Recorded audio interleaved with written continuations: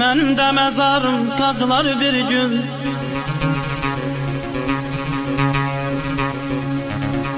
Gömülər torpağa cansız bədənim, adımda bir daşa yazılar bir gün.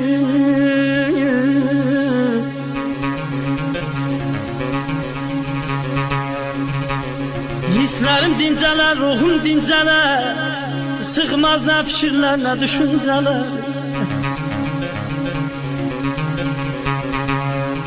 Dostlar baş sağlığı verməyə gələr, rəsmimi divardan asarlar bir gün. Rəsmim də divardan asılar bir gün. Bir çoxu şəklimə bir müddət baxar, yoxluğum atamı yandırır yaxar. Xatirəm hamının yadından çıxar.